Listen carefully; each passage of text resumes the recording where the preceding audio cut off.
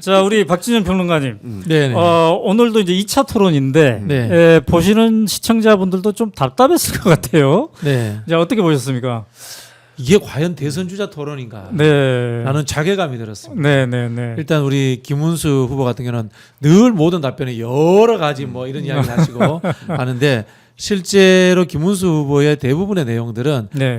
정통 보수에서 벗어난 극우 아스팔트에서 질문을 모아왔다. 네. 평소에 이재명 후보에게 하고 싶었던 이야기, 네. 이재명 후보와 관련돼서 유튜버에서 떠도는 이야기를 네. 모아왔다라는 느낌을 받았습니다. 네. 그래서 차라리 서정욱 변호사가 나왔더라면 훨씬 낫지 않았을까 이런 생각이 들었고요. 네. 이준석 후보 관련해서는 제가 정말 냉혹하게 말씀드린다면 네. 우리 국가 사회 공동체에서 추방되어야 할 사람이다. 라는 저는 극단적인 비판을 하고 싶습니다. 그래요. 네. 그런데 오늘 이준석 후보가 노무현 대통령을 모두 발언에서도 언급하고 마지막에서도 언급하네요. 네. 토론 태도로 보면 좀 많이 다른데. 우리 대통령 후보 토론회가 생긴 이후에 가장 수준이 높았던 토론회를 노무현 이회창 토론회라고 이야기를 그래요. 합니다. 네. 노무현 대통령의 토론 태도라든가 네. 그다음에 상식, 네. 그다음에 반칙을 어기지 않는 태도를 좀 배웠으면 좋겠습니다. 음. 모든 것을 그 반대로 하지 않습니까? 네. 토론에서도 늘 반칙하고요. 그다음에 상식을 어긋나고 있고요. 네. 그다음에 태도도 참 부끄럽습니다. 저런 네. 태도를 가지고 대통령 후보 자리까지 올랐다는 것이 한국 사회의 비극이라고 생각합니다. 네. 자, 최진봉 교수님은 어디서 봤어요, 이거를? 저는 이제 현장에서도 봤고요. 현장이라 하면 제가 딴 데서 어디 모임이 있었는데 모임에서 보고 또 오면서도 듣고 계속 네. 이동하면서 듣고 그랬습니다. 모임을 하면서 봤어요? 네, 모임을 하면서. 이거 대단한 능력인데. 욕 먹으면서 저는 지금 스튜디오에서 막 집중하고 보면서도 잘 안 들어오던데. 최선을 다해서. 네네네. 자, 전반적인 평을 한다면요, 내 후보에 대해서? 그러니까 저는 기본적으로 이재명 후보가 저는 잘 대응했다고 생각해요. 정말 네. 말도 안 되는 토론 태도를 보이는 이준석에 대해서도 차분하고 그다음에 침착하게 본인이 하고 싶은 말씀을 하셨고 네. 기본적으로 이준석이 계속 말도 안 되는 주장을 했다고 저는 보거든요. 네. 그리고 본인 마음대로 해석해서 그걸 그냥 뭐 사실인 것처럼 얘기를 해버리잖아요. 네. 그리고 하지 않은 말도 했다는 식으로 얘기를 해버리고 네. 또 뭐 의혹 같은 거 제기하는데 근거도 없는 의혹을 제기하고 이런 얘기가 있었거든요. 근데 이재명 후보가 거기에 흔들리지 않고 네. 그냥 정말 차분하고 뭐랄까요 좀 안정감을 갖고 저는 얘기했다고 봐요. 그런 점에서 네. 이재명 후보가 잘했다고 저는 생각하고 네. 이제 이준석 후보는 네. 뭐 얘기했으니까 더 이상 얘기할 필요도 없지만 네. 기본적으로 토론에 자세가 안 돼 있는 사람이에요. 지난번에도 그런데 이번에도 똑같아요. 전혀 바뀐 게 없고 네. 또 하나 제가 눈여겨본 건 뭐냐면 단일화를 하겠구나 하는 생각이 들었어요. 네. 저는 보면서. 네. 저는 두 사람이 그러니까 김문수하고 두 사람 얘기하는데 기존의 청년 정치인이라고 하는 건 생각할 수도 없는 뭐 재생에너지 문제만 해도 그렇잖아요. 네네. 어떻게 이렇게 다음 세대를 생각하다면 저런 얘기 할 수 없는 거 아닙니까? 네. 아니 둘이 앉아고 원자력 발전소가 더 지어난다고 얘기를 하고 본인은 또 나중에 권영국 후보가 물으니까 그런 얘기 했잖아요. 아리백에 대해서 뭐 개혁 신당이 갖고 있는 정책이 거기에 있다고 얘기하면서 그에 반하는 얘기를 하고 있어요. 네. 이건 정말 앞뒤가 안 맞는 얘기를 하고 있는 걸로 보여서 저는 도저히 납득이 안 되고 네. 저는 또 김문수 후보는 아니 기본적인 걸 모르고 있는 것 같아요. 자, 한 가지만 예를 들어볼까요? 네, 후쿠시마 네. 원전 폭파했습니까? 안 했습니까? 폭파했어요. 네. 폭발했잖아요. 내수가 물론 쓰나미 때문에 그렇게 된 건 맞지만 네. 그 바닷물이 들어오면서 원전이 폭발을 해가지고 문제가 발생한 그것도 인정을 안 하잖아요. 네. 그 제대로 사실관계 하나도 제대로 몰라요.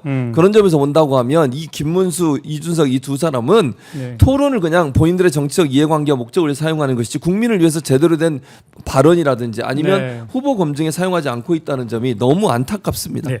자, 일단은 뭐 여러 가지가 우리가 오늘 얘기와 평을 해볼 수 있으나 초반전에 김문수 후보가 네거티브로 이재명 후보를 공격하고 거기에 대해서 이재명 후보가 역공한 장면을 한번 되새김을 해보도록 하겠습니다. 그런 얘기도 나왔어요. 진짜 총각입니까? 가짜 총각입니까? 이런 얘기도 나오고 또 이른바 그 가정 안에서 벌어진 일에 대한 얘기. 김문수 후보가 그런 표현도 썼죠. 인륜을 무너뜨리는 사람이 정치를 하려고 한다라는 얘기도 했습니다. 또 아직 재판 중인 대장동에 대한 얘기도 했고 가장 부패한 사람이라는 얘기까지 했어요. 이런 식으로 이제 초반부터 네거티브를 가지고 나왔는데 여기에 대해서 이재명 후보는 내란 극복에 대한 얘기, 이것에 대한 엄격한 심판이 중요하다라고 대받아쳤단 말이죠. 이 장면을 한번 되새김을 해보신다면요. 일단 김문수 후보의 그런 네거티브 물론 예측은 했습니다만 상당히 세게 나갔어요. 저렇게 도티하고 직설적으로 나올 줄 네, 몰랐어요. 도티하고 직설적으로. 그게 제가 봤을 때 국민의힘의 수준이다. 이런 식의 생각이 드는데요. 네. 이제 일단 국민의힘이 생각하는 것은 반 이재명입니다. 이 선거 구도가. 그렇기 때문에 이재명에 대해서 반대하는 것들을 모은다라는 것인데요. 네. 그럼에도 불구하고 정치 세력은 네. 저 따위 저질스러운 이야기를 하지 않습니다. 최소한 한다면은 민주당이 가졌던 뭐 친북 성향이 어때? 네. 라든가 차라리라는 표현이 참 네, 네, 제가 네. 참 부끄럽습니다만은 이준석처럼 친중 프레임이라든가 네. 또는 뭐 이 복지를 이 현금 호환성으로 주는 포퓰리즘 복지다라든가 네. 이런 식으로 접근을 해야 돼요. 근데 개인에 대한 인신 공격식으로 가지고 나오는 것은 네. 김문수 후보와 국민의힘이 준비되지 않았고 할 수 있는 수준이라는 것이 극우 유튜버들 들으면서 녹취해가지고 거기에서 키워드 뽑았다. 그 정도 수준의 정당이고 그 정도 수준의 후보라는 것을 스스로 증명한 거다. 네. 저는 이렇게 보여지고요. 네. 이재명 후보는 아까 말씀드린 것처럼 내란 종식이라는 프레임을 계속해서 주장을 하고 있는 겁니다. 네, 네, 네. 자, 그 대목은 어떻게 보셨어요? 그러니까 지금 기본적으로 네거티브를 한다고 하는 것은요. 네. 본인들이 정책에 자신감이 없다는 표시라고 저는 생각합니다. 네. 만약에 정책적으로 뭔가 논쟁을 해서 본인들이 이길 수 있거나 아니면 본인들의 강점을 표현할 수 있다고 하면 네, 네거티브를 할 이유가 없어요. 그리고 이런 네거티브는 이미 예전에 다 검증이 끝난 거예요. 이걸 다시 가져온다 한들 무슨 타격감이 있겠습니까? 그렇죠. 뭐 새로 뭐 나온 거라면 모르겠어요. 이게 예전에 오래 전부터 있었던 얘기고 이미 사회적으로 검증이 끝났고 이재명 후보 관련해서는 이미 문제는 더 이상 문제가 안 되는 사안이에요. 근데 이걸 다시 끌고 나와요. 네. 그러니까 얼마나 이게 할 말이 없으면 이런 말을 하겠는가. 그러니까 네. 자기가 승점을 따기 위해서 상대방을 공격하는데 그 공격의 포인트가 네거티브인데 그 네거티브도 예전 걸 가져와서 과거의 문제를 가져와서 문제를 제기하면서 승점을 따려고 하는 것은요. 네. 도리어 마이너스예요. 얼마나 할 말이 없으면 그런 얘기를 하겠습니까? 네. 정책적 부분에서 김문수 후보 얘기한 걸 저는 들어본 적이 없어요. 그냥 뭐 자기가 평소에 생각을 얘기하는데 그것도 사실관계 다 틀리는 얘기들이에요. 네. 그렇다고 하면 이런 정책적인 부분은 다 빼고 네거티브 가지고 상대를 공격한다고 하는 이 잘못된 관행이 네. 끊임없이 반복되고 있고 네. 이거는 국민의힘 후보인 김문수 후보가 얼마나 자격이 없는 자격 미달 후보인지를 보여주는 증거라고 봅니다. 네. 가정도 못 지키면서 어떻게 정치를 하려고 하느냐 이런 식의 이제 질문이 있었고 여기에 대해서 이재명 후보가 이제 대받아치는 게 있었는데 가장 중요한 것이 헌정 질서 분란을 중단시키는 거고 그 다음에 이런 질문을 했습니다. 김문수 후보에게 내란 세력과 윤석열과 정광훈과 단절할 생각이 없는가? 그동안 말씀한 거 보면 단절한 생각이 없어 보인다라고 얘기를 했어요. 자, 이 포인트는 그러니까 가정에서 일어났던 일들을 가지고 뭔가 문제 제기를 하려는 것을 국가 사회적 어젠다로 대받아치기 그렇죠. 한 그런 장면이었어요. 저는 이건 좀 준비된 거지 않나 이런 생각을 해봤습니다. 뭐 네. 가정을 지키기 위해서 쿠데타를 일으키고 내란을 일으킨 사람이 윤석열입니다. 네, 네, 네. 옛날 뭐 수신제가 지구병체나 이야기를 합니다만은 네. 사실은 공사구별의 문제입니다. 이 부분은 네. 제가 말씀드린 게 이런 질문은 대선 후보 토론에서는 나와서는 안 되는 질문이에요. 네. 저는 뭐 네거티브가 정치의 중요한 방법 중에 하나라고 생각하지만 이런 저수준은 나와서는 안 되는 거고요. 네. 그럼 뭐 저 같으면 이렇게 물겠어요. 윤석열이 저기 김건희라는 그 자기 가정을 지키려고 네. 쿠데타했는데 그건 적절합니까? 이거 가정 지키는 문제가 아니에요. 이거는 나라를 지키는 문제예요. 네. 그렇기 때문에 실제로 김문수가 가지고 있는 극우주의적 사고들 네. 이런 부분들에 대해서 비판을 하고 있는 거고요. 저는 김문수 후보가 극우 아스팔트와 윤석열을 끊어내지 못한다고 봅니다. 네. 첫 번째는 뭐냐면요. 본인이 그렇게 생각을 하거든. 윤석열과 똑같은 생각을 하는 네, 사람이거든. 네, 네. 두 번째는 뭐냐면요. 이게 지금 왼쪽으로 가면 오른쪽이 비고 오른쪽에 가면 왼쪽에 비는 네, 네, 네. 그 딜레마에 지금 국민의힘은 빠져 있어요. 지금 윤석열을 단절을 하면은 네. 극우 쪽에서 빠져나가는 거예요. 네, 네, 네. 왜 이렇게 됐느냐? 내란이 있었던 12월 3일 다음 날 12월 4일 날 윤석열을 단절했어야 돼요. 그러면 이 선거가 49대 51로 간단 말이에요. 네, 네, 근데 윤석열에게 시간을 줌으로 인해 가지고 윤석열이 자기 극단적 지지층을 결집시킬 기회를 국민의힘이 줘버린 거예요. 그때부터 국민의힘은 이미 대선에서 진 겁니다. 네, 네. 자, 이제 이재명 후보와 이준석의 대화의 한 장면 중에 단일화에 대한 얘기를 이재명 후보가 먼저 꺼냈습니다. 아까 김문수 후보에 대한 얘기, 즉 내란 세력과의 단절이 될 수 있냐의 연장선 차원에서 이준석 후보와도 질문을 하는 건데 개인적으로는 단일화할 것 같은데 하면서 질문을 했어요. 자, 이 포인트는 어떻게 보셨습니까? 저는 네. 이게 이재명 후보가 오늘 이제 언론 인터뷰에서 그런 얘기를 했어요. 단일화 할 네, 것 같다는 얘기를. 근데 저도 단일화 할 것 같습니다. 그러니까 음. 이게 토론회 2번을 거치면서 협공을 하잖아요. 근데 네, 협공을 하는데 이준석 후보는요. 제가 볼 때는요. 젊은 세대가 볼 때도 이해할 수 없는 말을 하면서 협공을 해요. 아까 네. 제가 원전 얘기를 했잖아요. 네, 네, 네. 원전 얘기 같은 경우에 재생에너지 문제는 음. 당연히 신세대나 아니면 젊은 세대들이 관심을 가질 수밖에 없는 겁니다. 네. 미래의 기후 환경 문제나 이런 문제 때문에 얼마나 문제가 될 수 있고 아리백을 제대로 안 하면 수출도 못 해요 이제는. 근데 그런 얘기를 깡그리 무시하고 김문수하고 둘이 앉아가지고 둘이 똑같은 얘기를 하고 있어요. 네. 그래서 저는 이게 단일화를 염두에 두고 한 포석이라고 생각해요. 지금 물론 본인은 단일화 안 하겠다고 계속 얘기했지 않습니까? 네. 그러니까 이재명 후보가 보는 관점에서 보면 이런 태도를 보이는 것이 단일화의 포석을 깔고 있다고 보는 거죠. 저는 그게 맞다고 생각합니다. 네. 자, 어제 모든 언론들이 다 침묵하고 있지만 서울에서 우리 이명수 기자가 질문을 던졌죠. 그렇죠. 이준석한테. 그때 뭐라고 대했습니까? 명태균 씨가 전화했지 않냐? 했다고 인정했습니다. 네. 처음에는 무슨 얘기인지 기억 안 난다고 그랬는데 단일화에서 얘기했지 않냐? 그랬더니 그것도 인정했어요. 근데 그걸 조언을 들을 정도의 뭐 그런 사이는 아니다. 뭐 이런 네, 얘기를 했지만 네. 실제로 이명수 기자의 말이 가면 본인이 알고 있기로는 명태균 씨와 이준석이 통화를 했고 네. 2분 정도 되고 단일화 얘기를 했다는 것이 이명수 기자의 주장입니다. 음. 그러면 단일화의 조건이 지난번에 본인들이 밝혔잖아요. 개혁신당의 뭐 공보 담당관이가 그 사람이 밝힌 걸 뭐라고 네. 그랬습니까? 당권 줄 테니까 단일화하자는 거잖아요. 이거는 이명수 기자의 말이에요. 네. 당권을 주는데 좀 더 많이 얻어내기 위해서 밀당을 하고 있다고 본인은 보더라고요. 네. 물론 그게 사실일지 아닌지 모르겠습니다. 다만 이준석 후보 입장에서 여러 가지 상황적으로 봤을 때 예를 들면 10% 안 되거나 15% 안 되면 네, 선거 네. 보정 못 받잖아요. 네, 개혁신당이 상당히 어려움에 빠질 겁니다. 그리고 본인이 만약 당권을 준다고 하면 그걸 받는 조건에서 더 많은 것을 얻어내기 위해서 지금은 안 한다고 하고 있는 게 아닌가 하는 의심이 든다는 거예요. 네, 네, 네. 물론 결론적으로는 아직 모르죠. 본인은 안 한다고 계속 얘기하고 있어요. 그러나 안 한다가 어찌 보면 본인의 네. 몸값을 높여서 뭔가 단일화의 포석을 까는 게 아닌가. 아니 이렇게 토론을 예를 들면 상식적으로 생각해 보겠습니다. 이준석 입장에서는요. 본인이 표를 더 가져오려면 김문수를 공격해야 돼요. 네, 네, 네. 아니 이재명을 왜 공격하는 거죠? 음. 아니 본인이 뭐 민주진영의 표를 가져올 겁니까? 보수진영의 표를 가져와야 본인의 퍼센트가 높아지는 네, 거예요. 네.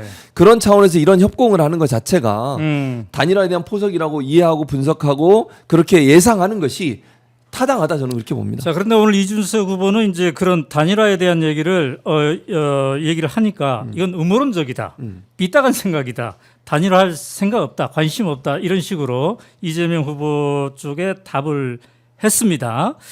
자, 그 장면 어떻게 보셨습니까? 단일화에 대한 공감? 음모는 국민의힘과 이준석 당에 있었죠. 네. 당권 줄 테니까 네. 단일화하자. 이게 음모죠. 음. 그런 이야기는 맞지 않고요. 네. 저는 이재명 후보가 음. 일단 단일화의 허들을 하나 만들어서 네. 단일화 예방 차원에서 음. 이 질문을 던지지 않았나. 그러니까 내란 세력과의 결탁이라는 측면에서 그렇죠. 얘기한 내란생활의 거죠? 결착이라는 측면에서 명분을 없애버린 거죠. 네, 네, 네. 제가 앞서 이런 이야기를 했습니다. 김문수가 왼쪽으로 가려니까 오른쪽이 비고 오른쪽이 네. 가려니까 왼쪽이 빈다. 음. 이게 왜 그러냐면요. 내란을 찬성했던 세력과 반대했던 세력이 같은 정당 내에 존재한다는 게 네. 논리적으로 맞지 않아요. 내란이 우리 조선시대 용어로 하면 역적입니다. 네. 역적하고 역적을 진압하려고 했던 사람이 같은 세력 내에 존재한다. 이게 현실적으로 어렵거든요. 네. 그래서 아마 김문수와 이준석을 단일화하더라도 네. 표가 다 이동하지 않을 거예요. 이준석은 그걸 알 겁니다. 네, 네. 표 계산에 밝은 사람이기 때문에 그래서 본인이 10% 넘을 수 있느냐 15%까지 갈 수 있느냐 이 부분에 대해서 우선적으로 집착을 하고 네. 그게 달성이 안 된다고 했을 때 저는 후순위의 선택으로서 단일화로 가지 않을까라고 네, 네. 이렇게 봅니다. 네. 네. 자, 근데 오늘은 이제 이렇게 네 명이 서로 토론하는 걸 보면 재미있는 장면이 그래도 진보 집 블럭에서의 권영구 후보는 이재명 후보에게 비판적인 얘기도 해요. 그렇죠, 하죠. 그러나 이준석 후보는 김문수 후보에 대한 비판적인 질문이 거의 없었어요. 네네. 거의 없었습니다. 그러니까요. 근데 아까 지적한 네, 대로 예. 그 보수표 중에 본인이 10%에서 15% 정도 올라가려고 한다면은 당연히 김문수 표를 공격을 해야 가져와야 돼요. 하고 네. 공격을 하고 약점을 얘기를 해야 될 거인데 그렇지는 오늘 않습니다. 거의 없었습니다. 그렇지는 않다는 게요. 네. 이번 토론 과정을 통해서 김문수 후보가 이른바 좀 네. 지식 차원에서 네. 국정을 운영할 만한 네. 수준이 안 된다는 것이 네, 이미 네, 증명이 네. 되었기 때문에 네. 이준석 입장에서는 애써 김문수를 때릴 필요가 없는 거죠. 예를 들자면 이런 겁니다. 때려서 넘어오는 표가 있을 수도 있지만 네. 오히려 우호적으로 아. 좋은 분위기 속에서 넘어오는 표도 있을 수 있는 네, 거거든요. 네, 네. 그런 부분에서 전략적으로 김문수를 때리지 않았고 1차 때와 똑같이 이재명 후보를 공격함으로 인해서 내가 보수의 가장 선봉장이야. 아. 잘 싸우는 사람이야. 나에게로 집중해줘. 아. 그리고 나는 김문수 후보에게 어느 정도의 동정심과 연대의식을 갖고 있어. 그러니까 편안하게 나한테 넘어와. 라는 하나의 안심감을 주려고 하는 그런 작전일 수도 있습니다. 그러니까 후보들 토론하는 거 보면 이미 단일화돼 있어요. 네. 근데 아마 아니, 단일화는 그러니까 쉽지는 않을 거라고 봅니다. 제가 박지원 말씀드렸듯이 평론가 말도 뭐 일리가 있지만 네, 제가 네. 볼 때는 네. 그러면 과연 보수정 있는 사람들 이준석에 대해서 저렇게 얘기하면 네. 김문수를 지지하는 사람이 이준석으로 갈 거냐? 저는 그럴 가능성은 거의 없다고 생각해요. 네, 네, 네. 왜냐하면 보수정에서 봤을 때 이준석에 대해서는 그러니까 극우 세력이나 아니면 지금 김문수를 지지하는 사람들 입장에서 봤을 때는요. 네, 네, 네. 이준석은요. 네. 사실 이런 표현은 좀 그렇지만 취급하기 어려운 상대라고 저는 보거든요. 음. 그러니까 우리가 후보로 만들려고 하는 정도의 그런 사람 아니라고 인정을 한다고 봐요. 저는 네, 네, 네. 그런 차원에서 본다고 하면 사실은 김문수 쪽에 지지하는 사람들이 뭐 이준석이 정말 잘할 것 같네 이래가지고 그쪽으로 간다. 네. 그럴 가능성은 저는 좀 낮다고 보고 또 하나는 음. 대세론이 이루어지려면 이준석한테 그럼 가가지고 이준석이 뭐 예를 들면 단일화 과정에서 후보가 되고 네. 그래서 이재명을 이길 수 있을 정도의 능력을 갖고 있느냐를 판단해야 될 텐데 네. 그러기에는 좀 너무 약하다는 거죠. 그런 점에서 본다면 저는 단일화의 포석이라고 계속 볼 수밖에 없다. 네. 저는 개인적으로 그렇게 네. 생각합니다. 자, 그런데 아까 초반에 지적하셨어요. 김문수 후보의 질문 수준, 준비 수준이 적나라하게 드러난 토론이었다. 이번 2차 토론이. 이제 그 중에 하나가 의료계획에 대한 얘기를 하는데 이재명 후보가 당대표 시절에 네. 목 테러 네, 네, 당해가지고 부산 병원에 입원했던 그 이야기를 전체 자기 시간에 약 80%를 할애했습니다. 그 두 가지 측면인데요. 네, 네, 네. 첫 번째는 김문수 후보는 의료계획을 잘 몰라요. 정책을 할 모르기 얘기가 때문에 없으니까. 모르기 때문에 할 얘기 없는 거고요. 네. 두 번째는 네. 못된 장깨가 숨어 있는 게 지금 PK가 격전지입니다. 네. PK가 격전지이기 때문에 핵심은 이거 아하. 아닙니까? 네. 왜 이재명 후보는 부산대 병원도 좋은데 네. 헬기 타고 서울 갔느냐 그러니까. 이야기를 하는 거 아닙니까? 네. 즉 격전지인 PK에 있어서의 네. 지역적인 갈등을 만들어 가지고 네. 지금 치솟고 있는 PK에서의 이재명 후보의 지지율을 떨어뜨려 보겠다라는 하나의 이 지역주의 선동 작전입니다. 네. 그렇군요. 그때 그 표현도 있었어요. 목에 그 칼 맞은 거. 큰 상처도 아닌데 이런 표현이 나왔어요. 그게 참 비인륜적이죠. 비인륜적이죠. 이재명 후보가 그래도 잘 참더라고요. 그러니까 그 쉽게 말하면 이거 인내심이 아닙니까? 헬기를 대단했어요. 타고 서울대병원을 네, 네, 가는 걸 네. 목에 이렇게 칼이 맞아서 지금 생명이 위독한 사람이 그거 판단하겠습니까? 네. 가족 아니면 의사들이 판단한 겁니다. 네. 그럼에도 불구하고 이재명 후보가 만약에 그런 부분들에 대해서 섭섭함이 있었다면 죄송합니다라고 이야기를 합니다. 네. 사실 이 역시도 네. PK가 승부처이기 때문에 네. 한없이 이 굉장히 겸허한 인내를 자세를 하고. 보였던 거죠. 네. 그러나 김문수 후보는 계속 거듭해서 질문을 했어요. 그러니까. 또 왜 서울대병원으로 갔나, 성남병원으로 가지 않고 등등등 이런 얘기를 했는데 정말 아까 지적대로 이재명 후보가 잘 참았어요. 잘 참았죠. 네. 네. 그때 댓글에 예. 당신은 칼 맞아봤냐 이런 댓글도 있었습니다. 자, 어쨌든 간에 김문수 후보가 이렇게 이제 본인의 밑바닥을 드러낸 거긴 한데 자, 그런데 말이죠. 오늘 그 이재명 후보의 입장에서 지난번에 이준석 후보의 이른바 깐족거림에 많이 당했기 때문에 네. 이번에 좀 대비를 하는 것 같았어요. 그렇죠. 그래서 왜 토론을 그런 방식으로 하느냐, 당신은 대안이 있느냐 이렇게 얘기하는 장면이 상당히 나오지 않았습니까? 간병비에 15조 원이나 더 드는데 뭐 이런 표현이 나왔을 때도 마찬가지였고요. 그리고 대화라는 것은 양보와 타협을 해가는 과정인데 시비를 거는 것으로는 대화가 되지 않는다. 이런 지적까지 이제 이준석 후보에게 직설적으로 했는데 어떤 측면에서 보면 너무 과하게 이준석 대표에 대한 시간을 할애한다. 이렇게 본 사람도 있을 것이고 아니야 꼭 지적할 걸 지적했다. 이런 표현이 있을 것 같은데 어떻게들 보셨는지요? 저 굉장히 잘했다고 봅니다. 잘했다. 네. 사실 지난번 토론에서 특히 네. 이제 호텔 경제론 같은 경우에 네. 이재명 후보는 그런 질문이 나올 줄도 몰랐을 거예요. 그렇죠. 본인도 옛날에 했던 이야기고 음. 그게 사실은 지지자가 만들어준 약간의 넌센스가 포함된 거지 않습니까? 네. 그걸 가지고 이준석이 맹공을 함으로 인해서 네. 저는 이재명 후보가 지지율이 한 뭐 1, 2% 떨어지는 측면이 있었다고 봅니다. 그리고 이준석은 역시 잘 싸우는 사람, 토론 잘하는 사람 네. 이렇게 이제 표가 상대표가 넘어가지는 않습니다. 네. 근데 제가 늘 말씀드리지만은 자기 주위에 있는 표들이 모이는 거예요. 네. 그런 효과를 저는 이준석이 봤다라고 봅니다. 네. 그런 부분에서 이번에는 아주 엄격하게 이준석의 공격을 막아내고 또 이준석이 갈라치기와 극단적인 뭐라고 합니까? 이거를 침소봉대 작전 있지 않습니까? 네, 네, 네. 이런 것들을 정확하게 제시를 한 거예요. 사실 예를 들면 이런 부분입니다. 장애인 문제, 노인 문제, 여성 네, 문제 이준석은 늘 이 사회적 약자들을 멸시하고 갈라치기를 합니다. 이거는요 정치에서 절대 안 되는 일입니다. 네. 우리가 이제 헌법에 네. 장애인의 인권, 노인들을 어떻게 할 것인가, 여성의 평등 이런 게 다 보장되어 있습니다. 네. 헌법 정신을 위반하면서 사회적 약자들을 질타하고 짓밟아 가지고 사회적 강자들 또는 거기 반대편에 있는 사람들을 모아서 네. 정치를 하려고 하는 네. 못된 생각입니다. 이거는 저는 그래서 사회적 약자들을 돌봐야 되는 우리 공동체의 책임으로서 이준석 같은 사람 추방해야 된다고 제가 그런 주장까지 하는 네. 사람이거든요. 네. 그런 부분들을 오늘 이재명 후보가 정확하게 네. 지적을 했습니다. 네. 연금개혁에서도 마찬가지고요. 연금개혁에서 이준석이 하는 이야기는 이거 아닙니까? 연금개혁은 청년을 위해서 해야 된다고 하잖아요. 네, 네. 아니죠. 연금은 보편적으로 대한민국 국민 전체를 위해서 해야 되는 사회적 거죠. 연대를 위해서 해야 된다. 사회적 그렇죠. 이게 사회적 연대 기금이 원래 국가가 하면 주는 것이 연금이지 않습니까? 네. 이준석처럼 이야기하면 너는 안 늘냐? 너는 노인 안 될 것 같아? 네. 이렇게 이야기할 수밖에 없는 겁니다. 네. 자, 어떻게 보셨어요? 그러니까 이준석 후보는 기본적으로 그 본인의 어떤 뭐랄까요 기존에 갖고 있었던 뭐 만약 신세대나 아니면 젊은 세대를 위해서 일한다고 하는 개념 자체가 완전히 깨졌다고 저는 네, 생각해요. 네, 네. 그러니까 숫자 얘기하고 무슨 뭐 어디서 이상한 걸 찾아와가지고 얘기하면서 본인이 뭐 많이 아는 것처럼 자꾸 얘기하지만 네. 실제로는 깊이도 없어요. 뭐 단적인 예를 들어볼까요?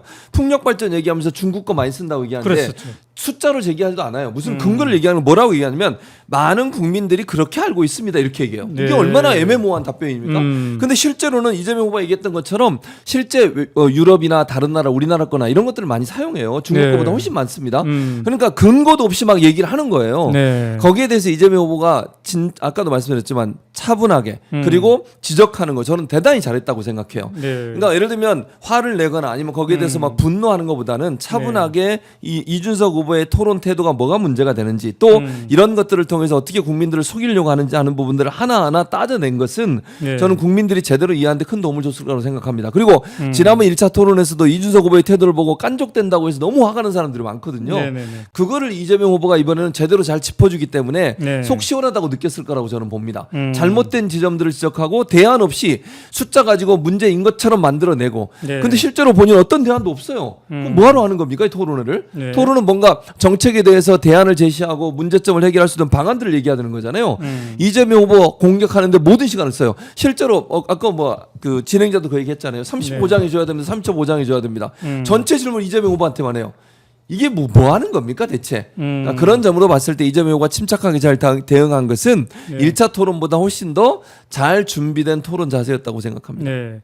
자, 그런데 이제 이재명 후보가 이준석 후보에게 당신은 어떻게 개혁할 것이냐, 당신의 대안은 뭐냐, 왜 시비만 거냐 이렇게 얘기하는 것까지는 좋았는데 자기의 주도권 토론에 또 이준석 후보에게 뭐 돈의 순환 이야기 있잖아, 이른바 호텔 얘기, 네. 동덕여대 얘기 이런 것들을 거론하면서 시간을 조금 너무 이게 조절을 좀 잘못한 게 아니냐 이런 지적도 댓글에 있었는데 네. 그 부분은 어떻게 봤습니까? 또 그때 사회자가 지적을 했어요. 지금은 연금에 대한 얘기를 하는 시간입니다라고 했는데 이 사회자가 과도하게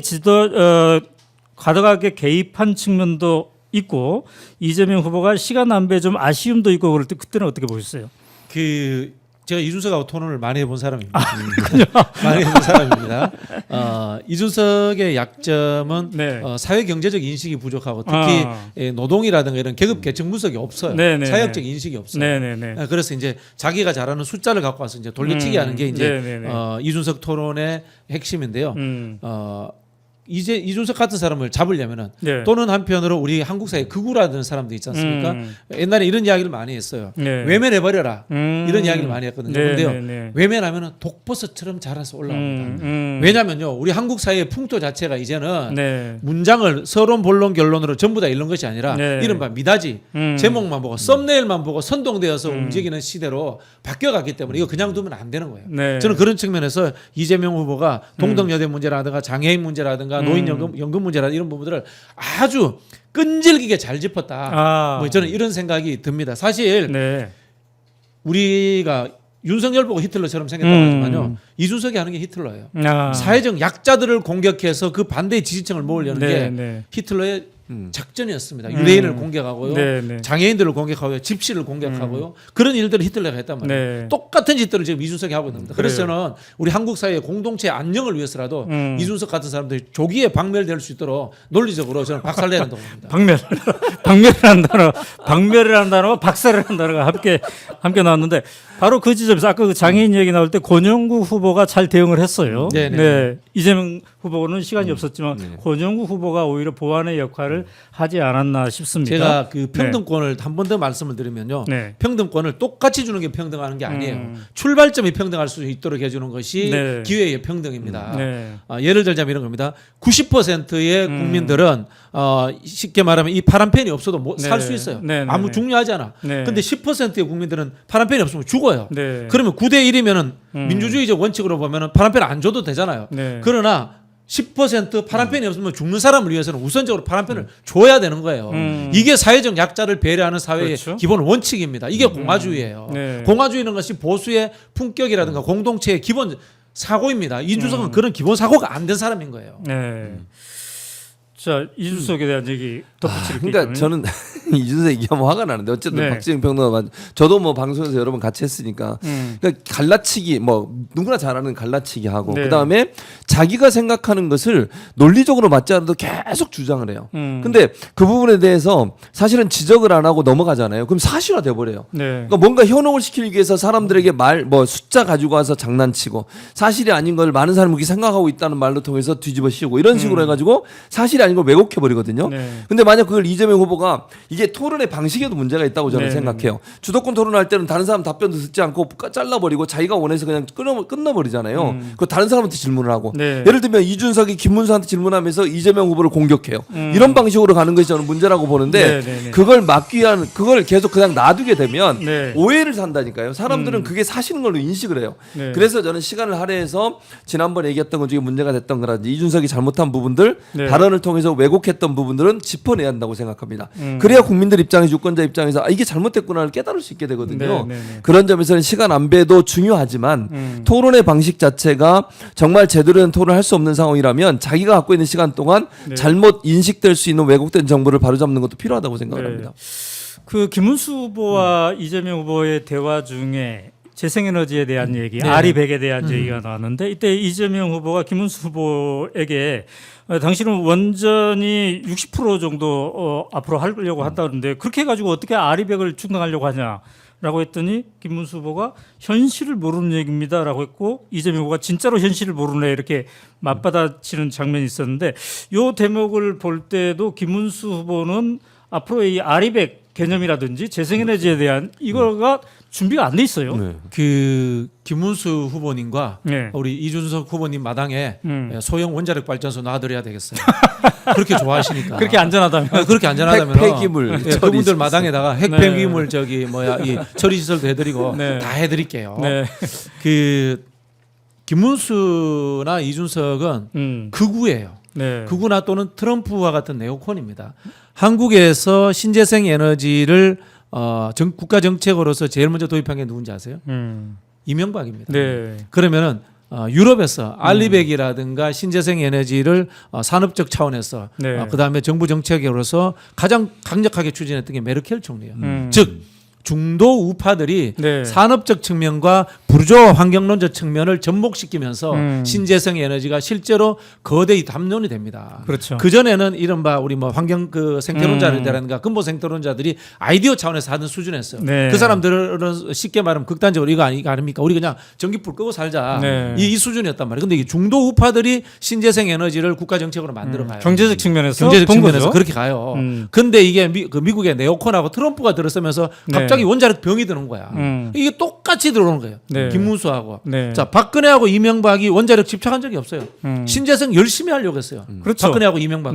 지금의 김문수, 이준석은 윤석열과 더불어서 극우 원자력주의자들인 겁니다. 절대 정통 보수로 보면 안 됩니다. 퇴행하고 있는 거죠. 퇴행하고 있는 겁니다. 그러니까 이명박 대통령 시절에 덴마크하고 이른바 녹색 동맹을 할 정도로 덴마크가 이제 재생 에너지에서 전 세계에서 가장 앞서고 있으니까 그런 시도까지 했던 건데 그때랑도 비교해봐도 여기는 퇴행적이고 극우적인 그렇죠. 형태다. 그 산업 생태계 일부에 원자력주의자들에게 빠져 있는 거예요. 네. 원자력이 아니라 신재생이 산업적 발전으로서의 네. 시장의 가능성도 아마 수십 배는 클 겁니다. 제가 봤을 때는. 네.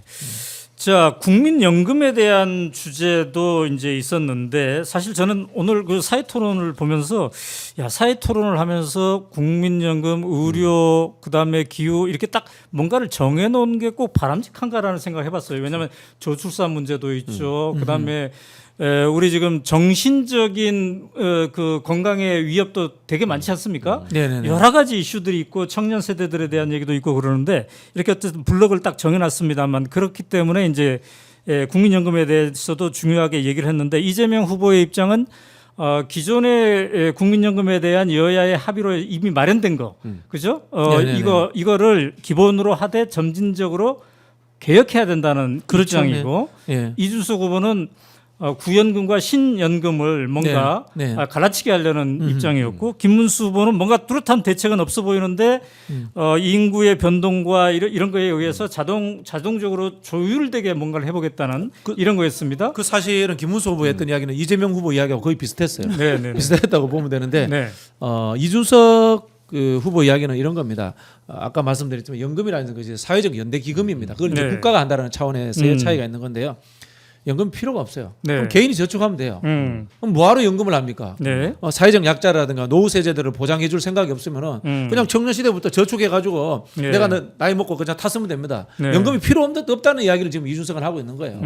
그런 부분에서의 국가 제도라는 것에 대한 이해도가 아예 없고 네. 청년을 갈라치기 해서 표를 받겠다는 장기 외에는 존재하지 않는 사람이다.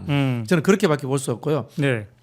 이재명 대표가 이야기했던 부분들은 이제 모수 개혁 부분이 이제 합의가 되었으니까 네. 계산식을 설계를 어떻게 할 것인가라는 부분에서 쉽게 말하면 이게 연동형처럼 하자는 이야기 아닙니까? 그걸 이제 김무수는 이제 좀 풀어서 이제 이야기를 한 건데 자동 조정 장치. 예, 자동 조정 장치가 이제 그 모수 계산식 설계를 잘하자는 이야기인데 저 전적으로 동의를 하고요.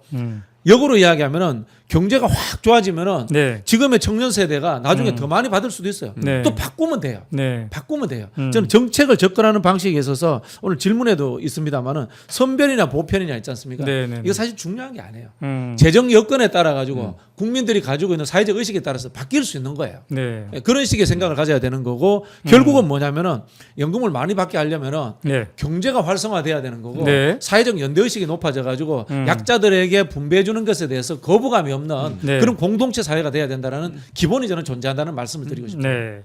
자, 지금 여러분은 오마이 TV를 통해서 오늘 후보들의 2차 TV 토론에 대한 후기를 함께 이야기를 나누고 있습니다. 지금 박진영 정치평론가님, 최진병 교수님과 함께 얘기를 나누고 있고요. 조금 있다가는 김진 전 중앙일보 논설위원과 이정헌 민주당 의원이 또 함께 하도록 하겠습니다. 김진 중앙일보 논설위원은 보수적 시각에서 아마 논할 것 같고요. 이정헌 의원은 방송토론 부단장이기 때문에 민주당 내부의 평가를 우리가 들을 수 있지 않을까 싶습니다. 자, 어떻습니까? TV 토론 하면은 굉장히 중요하다. 2차 TV 토론 오늘 정말 중요하다. 왜냐면은 1차 TV 토론 때 5일 전에 있었던 때랑 달리 여론조사 결과들이 좀 나오지 않았습니까? 조금 좁혀가는 흐름이 이제 보이기도 네. 했습니다. 자, 어떻습니까? TV 토론의 역할이 기존에 자기가 지지하려던 후보를 바꿀 만큼 중요할까요? 아니면 기전은 정해져 있는데 바꾸지 않습니다. 바꾸지 않다고 제가 이럴 때마다 극단적인 이야기 저도 많이 하잖아요. 네. 싸구려 정치 평론가들과 네. 컨설턴트들이 네. 뭐 중도가 이동하고 하는데 아. 그런 거 없습니다. 아하. 대한민국에 스윙하는 사람이 한 3% 정도 되고요. 3%. 3%. 나머지는 그냥 약진보, 강진보로 했다가 투표를 하거나 안 하거나 네. 하는 식으로 이제 옮겨 다닙니다. 음. 즉 그 이야기 뭐냐면요. 보통 이제 투표일 한 20일 전에 이미 지지 후보는 결정나 있습니다. 그 20일 전이라는 것은 이제 공식 선거 운동 들어가는 스타트 때. 하면은 정해져 있고요. 87년 우리 민주화 이후에 네. 후보 등록하고 난 이후에 네. 등수가 바뀐 적이 단 한 번도 없습니다. 그렇다고 하대요. 예, 단 한 번도 없습니다. 그게 왜 그러냐면요. 네. 이 정치라는 것이 단발의 이슈에 움직이는 것이 아니고요. 네. 유전적 측면, 그다음에 사회 환경적 측면에서 네. 나는 민주당원으로 태어나고 네, 네. 나는 국민의힘 안 하겠습니다. 영어로 리퍼블리칸으로 태어난다. 네, 네. 이런 이야기를 합니다. 이게 우리 이제 정치학에서 정당 일체감이라고 하는데 우리나라의 정당 일체가 하면 65에서 70% 정도 됩니다. 이미 정해져 있다는 거예요. 아니, 나 태어날 때부터 난 민주당 찍게 돼 있는 거야. 아, 네. 어쩔 수 없이 그렇게 돼 있는 겁니다. 네. 그런 경향들이 있기 때문에 생각보다 잘 안 바뀝니다. 다만 우리 후보가 마음에 안 들면 투표하러 안 갑니다. 네, 그래요. 네. 자, 우리 최진명 교수님 어떻게 보세요? 저도 그렇게 봐요. 그러니까 TV 토론의 영향. 영향은 뭐 표에. 미비하다. 정말 미비하다. 뭐 아까 이게 3% 얘기했는데 그 정도 수준? 네. 만약에 한다면 그러니까 영향을 받는다면 중도 성향 중에 정말 후보를 결정하지 못한 상태에 있는 사람들은 보고할 네. 수도 있지만 네. 대부분의 사람들은 다 결정하고 이미 결정하고 보는 거예요. 그러니까 자기가 지지하는 후보가 잘하는지 못하는지 또는 상대 네. 후보가 못하는지 네. 이것만 보는 거지. 네. 실제적으로 그것 때문에 영향을 받아가지고 내가 이 사람 찍으려고 다른 사람 찍는다 그런 경우는 저도 없다고 생각해요. 자, 그럼 어떻게 이런 질문을 해볼까요? 딱 이재명 후보에 대한 관심이 많으니까 우리 네. 시청자들은 딱 이재명 후보만 보고 봤을 때 1차 토론과 2차 토론을 비교해 보면 어떨까요? 저는 성장했다고 생각해요. 2차 토론이 훨씬 잘했어요. 훨씬 잘했다. 네, 그러니까 어떤 면에서 그런가요? 1차 토론은 사실 이제 제가 이렇게 보면서 네. 약간 화가 나신 것 같다 이런 생각을 들었거든요. 이제 긁힌다는 표현 쓰잖아요. 네, 그러니까 네, 이준석 후보가 너무 그냥 말도 안 되는 깐죽대니까. 태도를 하니까 네. 이게 진짜 이제 조금 이제 이게 조금 이제 화가 나신 것 같더라고요. 네. 표정이나 이런 걸 봤을 때. 그러니까 네. 이제 아무래도 조금 감정적인 부분이 들어갈 수도 있다고 생각하는데 왜냐면 말할 기회도 안 주고 본인의 말을 왜곡해서 결론을 내려보고 이러니까 네.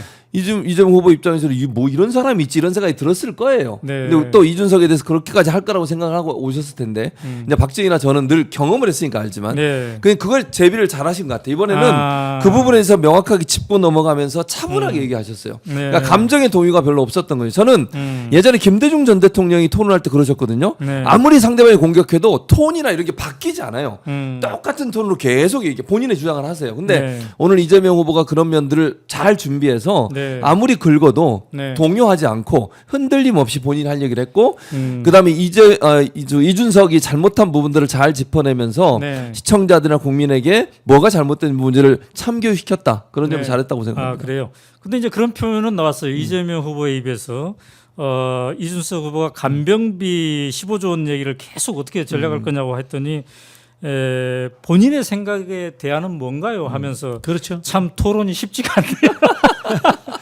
그러니까 이게 참 토론이 쉽지가 않네요.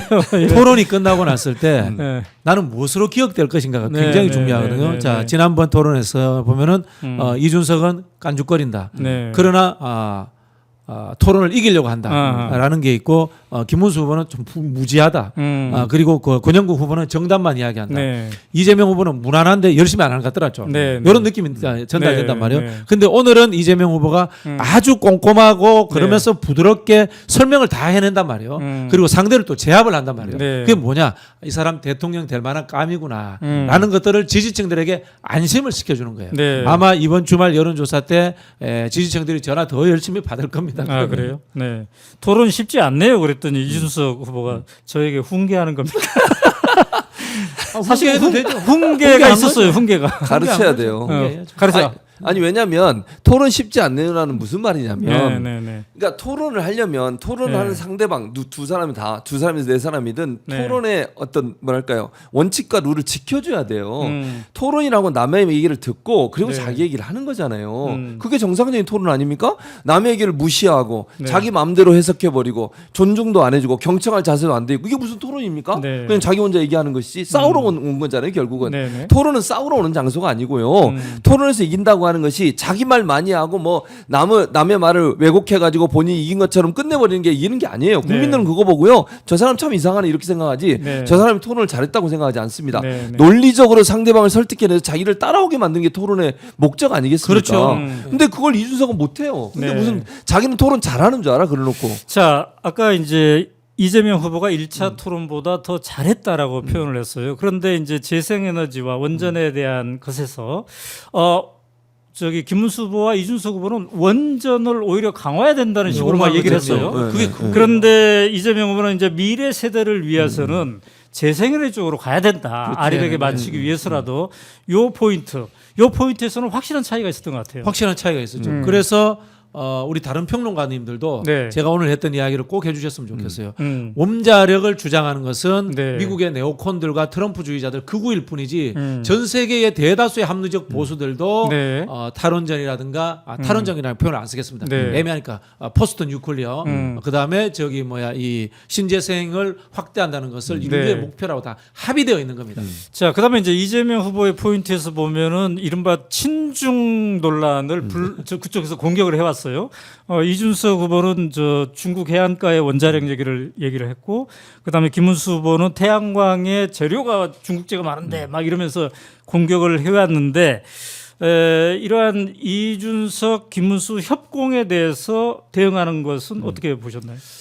김문수 후보하고 네. 이준석 후보의 집에 가정에 있는 중국산 한번 제가 찾아보고 싶어요. 중국산 Made in 찾아보면요, China. 네. 아마 그 홀딱 벗고 다녀야 될 거예요. 미국도 중국산이 없으면 못 살아요. 그래서 결국 관세 전쟁에서 함부로 못 이기는 그러네. 거예요. 한번 찾아봐야 되겠네. 그래, 이 전 세계라는 것이 이 전 세계를 보는 시각도 또 적대적으로 보는 거예요. 이거는 상호 종속과 네. 그 속에서의 일면적 대립이 존재하는 것이지 네. 적대적 세력조차도 완벽하게 원수지고 척지고 살 수 없는 세계가 된 거예요. 그게 글로벌리제이션이라는 것의 핵심이에요. 기본적인 철학과 사회 인식에 대한 수준이 안 되는 거예요, 이 사람들은. 그러니까 친중 그 이미지를 심으려고 하는 거예요. 다른 네. 이유가 없어요. 그렇죠. 이재명은 친중이다 이 얘기를 하고 싶은 거예요, 사실은. 그리고 말도 안 되는 게 택가리를 한다는 거죠. 그러니까 이준석의 주장은 뭐냐면요, 이런 뭐 풍력 발전이나 재생에너지 관련된 또는 뭐 태양광 관련된 이런 거 가져와서 택가리를 해가지고 네. 중국 것인데 다른 나라 것처럼 만든다 이런 얘기를 주장을 하더라고요. 네. 근거가 있냐고요. 네. 좀 제시를 했으면 좋겠어요. 만약 네. 그런 근거가 있다고 하면. 그리고 실제로 뭐 이재명 후보가 얘기했잖아요. 그 문제에 대한 풍력 발전 관련해서 나온 재료들은 네. 유럽이나 우리나라 게 많다. 네. 그게 이미 확인이 됐는데 왜 그렇게 얘기하냐고 얘기했더니 또 똑같아. 택가리를 했다는 얘기를 하는 거예요. 아니 그러니까 이재명 후보는 근거를 가지고 얘기하면 이준석 후보는 근거 없이 그냥 주장을 해요. 네. 주장을 네. 하면서 친중 이미지를 만들어내려고 하는 거예요. 근데 아까 박지영 평론가도 얘기했지만 네. 기본적으로 중국산이 전 세계에 뿌려져 있는 부분, 예를 들면 네. 무역이란 게 그런 거잖아요. 싼 가격에 싼 노동력을 가지고 제품을 생산해서 그게 자기 나라보다 더 저렴한 가격으로 만들 수 네. 있으면 그걸 수입하는 거예요. 그리고 우리가 잘하는 걸 팔고 부가가치 높은 걸 판매하고 이렇게 해서 무역이 이루어지는 거 아닙니까? 네. 그럼 자기 나라가 자기들 나름대로 만들어서 다 써야죠. 그러면 무역하지 말고 그런 논리를 가지고 친중 이미지를 만들어내는 게 말이 되냐고요 지금. 네. 자, 그러면 이준석은 대선 후보 하지 말고 그냥 다시 돌아와서 저하고 같이 네. 서로 종편에 나가서 둘이 싸워요. 아. 딱 그 수준이에요. 네. 많이 싸웠습니다 옛날에. 그때부터 좀 뭐 바뀐 게 없어요, 별로? 없어요. 더 나쁜 쪽으로 발전하더라고요. 아, 네. 그래요. 네. 자, 그러면 김문수 후보 평가 한번 해본다면은 지난 1차 토론에 비해서 2차 토론 좀 나아진 게 있었습니까? 뭐 포인트가 있었습니까? 어떻습니까? 그래도 뭐 저기 태도는 좋잖아요.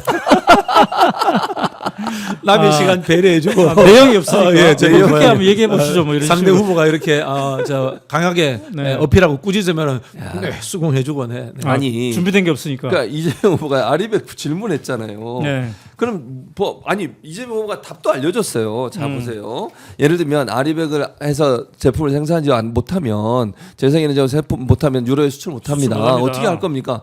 했더니 그게 아니라는 거예요. 음. 그러니까 아리백을 안 해도 된다고 주장을 하는 거예요. 자꾸. 네. 근데 그걸 잘 모르는 거잖아요. 그러면 네. 아니 지금 유럽이나 이런 나라들은 뭐 예를 들면 전 세계 글로벌 기업들 같은 경우는 아니면 나라들은요 재생에너지 100% 그걸 가지고 생산 안 하면 수입을 못 해요. 네. 근데 그 환경 자체를 그냥 원자력으로 넘어갈 때 있다고 얘기해요. 네. 아니 뭔 얘기죠 이게? 앞뒤가 안 맞잖아요. 네. 그렇게 주장을 하니까 실제적으로 이 사람이 정말 제대로 현안을 알고 있는 건가? 네. 저런 사람한테 대통령이라는 직책을 만약에 맡기는 것이 얼마나 위험한가 하는 걸 보여주는 극단적인 사례라고 저는 생각합니다. 이준석이 이런 이야기를 하거든요. 문재인 정부가 국내에서는 탈원전하면서 네. 외국에는 왜 원전 수출하느냐 이야기하고 이게 이제 진보 평화주의자에 대한 네, 질문이거든요.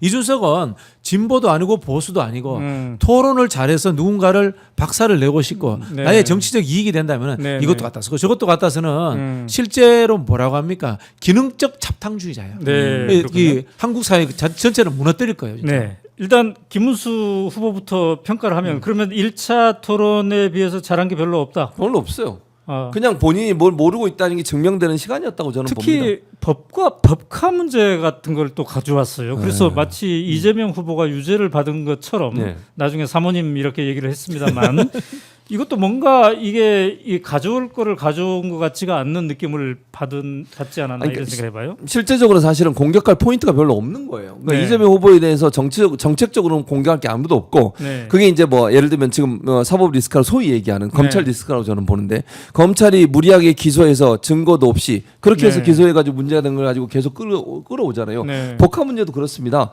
그럼 예를 들어서 본인은 처벌받는 거 많이 있잖아요. 본인도 그때 한동훈 그 후보가 그런 얘기 했잖아요. 네. 본인이 더 이재명보다 더 범죄 능력이 많다는 얘기까지 했는데 법카도 솔직히 얘기하면 아직까지 무죄 추정 원칙에 따르면 죄가 네. 있는 거라고 볼 수 없어요. 네. 뭐 있습니까? 아니면 2심까지 나왔지만 대법원 가서 어떻게 될지 모르는 거 아니겠습니까? 네. 그러니까 지금 현재 예를 들면 김혜경 의사 측에서는 이게 본인이 계산한 걸 몰랐다고 주장을 하고 있는 것인데 그걸 법원이 안 받아서 그렇게 된 거니까 아직까지는 그걸 범죄라고 얘기하면 안 된다고 저는 생각합니다. 법카를 그렇게 썼다는 게 증명됐어요. 아직 안절되지 않았어요. 네. 그럼 그렇게 얘기하면 안 된다고 생각하는데 그걸 가져와가지고 얼마나 공격할 게 없으면 7만 몇천 원 쓴 거 가지고 문제가 있다고 얘기하면서 네. 그것도 나중에 사모님이라고 얘기했지만 처음에는 또 이재명 후보한테 마치 문제가 있는 것처럼 얘기하는 거 네. 이거 자체가 얼마나 공격할 게 없느냐를 보여주는 증명이라고 생각해요. 저는. 그런 이야기는 김건희한테 가서 해야죠. 그래서 그 법카 얘기를 하니까 이재명 후보가 주도권 토론에서 딱 6초 자기 시간이 네. 6초 남았거든요. 네. 사회자가 얘기하라니까 법카에 대해서 증거가 있으면 말씀하시면 좋겠습니다. 딱 6초 쓰고 네. 했던 기억이 있습니다.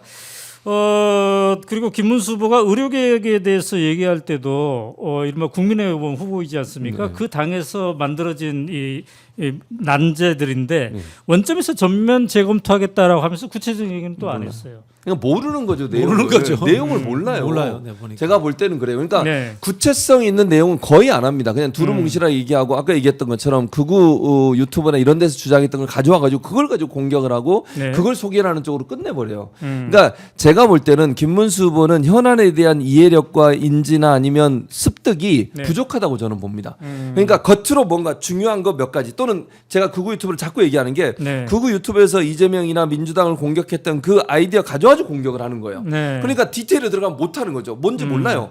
이재명 후보가 자꾸 얘기하면 그거 맞다고 얘기하고 이런 경우도 많거든요. 네.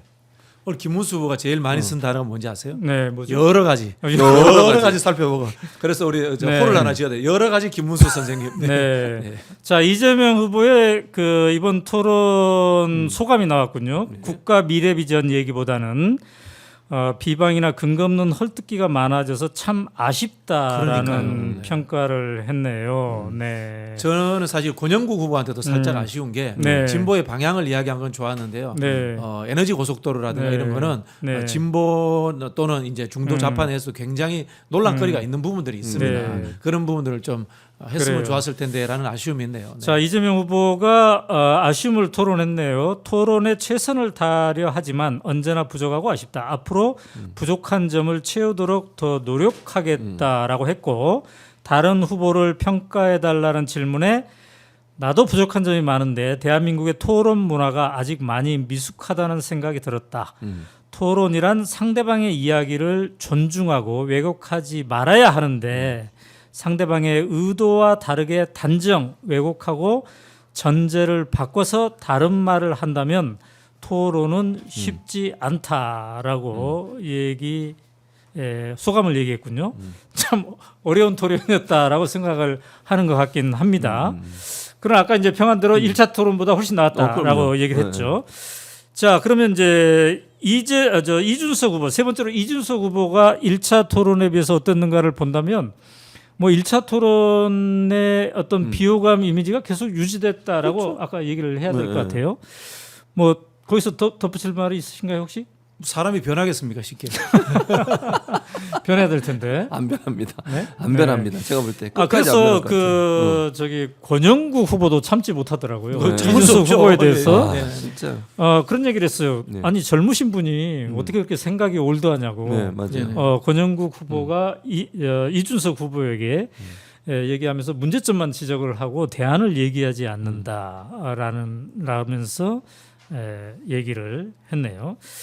자, 권영국 후보는 어떻습니까? 1차 토론에 이제 처음 나와가지고 5번 저런 후보가 있네 존재감을 알렸는데 예, 거기에서 이제 좀 더 득점을 했을까요? 아니면 그 정도에 머물렀을까요? 좀 더 득점을 한 것 같아요. 아, 오늘. 네, 네. 그래서 저는 진보 정당이 존재해야 되는 이유를 권영국 후보가 보여줬다라는 생각이 들고요. 네. 원래 진보 정당은 네. 우리 심상정 전 대표처럼 세련된 게 중요한 게 아닙니다. 네. 노동자 농민이라는 이른바 일하는 근로대중의 이익을 지키겠다. 네. 그리고 기후라든가 사회적인 새로운 발전 방향을 만들어간다라는 것에 대해서 네. 선도적 의제를 던지는 게 중요하거든요. 그런 부분에서 투박했지만은 네. 굉장히 저는 의미 있는 후보였다라는 생각이 들고요. 네. 진보 정당과 네. 민주당 같은 이제 중도 진보 정당의 이 차이점들은 네. 진보 정당은 목표를 던지는 것이에요. 인류가 가야 될 이상향으로서의 목표를 던지는 것이라면은 네. 민주당과 같은 집권해본 중도 진보 정당들은 네. 그 이상향의 프로세스를 현실적으로 만들어가는 거예요. 이게 같이 가야 되는 겁니다. 네. 사실 이때까지 한국 사회의 진보 정당이 최근 몇 년 동안 역할을 못했습니다만은 네. 우리 권영국 후보가 좀 더 공부를 조금 더 하셔가지고 제가 필요하신다면 과외도 해드릴 생각이 있으니까 진보 정당이 가야 할 바에 대해서 밝혀주시는 등불이 되었으면 아니 우리 좋겠습니다. 평론가께서 방송에 너무 많이 출연해가지고 과외할 시간 없으실 것 같아요. 제 방송 들으시면 됩니다. 네.